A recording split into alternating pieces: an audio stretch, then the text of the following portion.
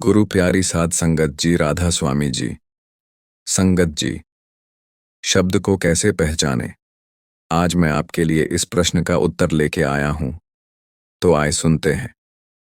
राधा स्वामी मत एक आध्यात्मिक पंथ है जो आत्मा और परमात्मा के मिलन की बात करता है। इसमें शब्द को बहुत विशेष और आध्यात्मिक अर्थ में समझाया गया है।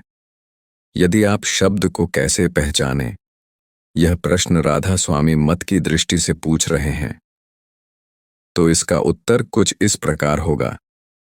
राधा स्वामी मत में शब्द का अर्थ क्या है? राधा स्वामी मत में शब्द केवल भाषा या बोली का कोई सामान्य शब्द नहीं है, बल्कि यह ईश्वर का दिव्य नाद, ध्वनि है। इसे कई बार शब्द, ध्वनि, नाद, सतनाम या सर शब्द कहा जाता है। यह शब्द अनाहत नाद होता है, अर्थात जो बिना किसी टकराव, बजाने के स्वयं उत्पन्न होता है। यह आत्मा और परमात्मा के बीच का संबंध है। यह ईश्वर की चेतन शक्ति है जो सब कुछ में व्याप्त है। इसी शब्द से सृष्टि की रचना हुई है और इसी के सहारे आत्मा अपने मूल स्रोत ईश्वर तक लौट सकती है।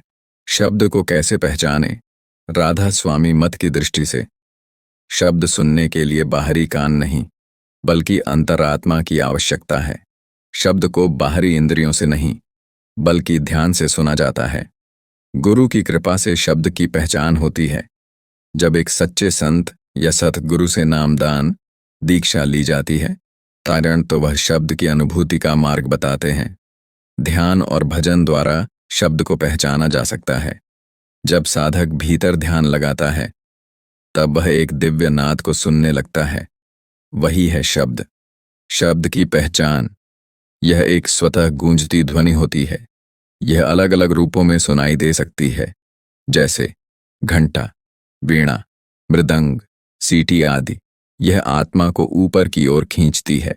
जैसे बाबा जी अक्सर अपने सत्संग में कहते हैं, शब्द ही सद्गुरु है, शब्द ही परमात्मा है, शब्द ही सच्चा मार्ग है, शब्द ही मुक्ति का द्वार है।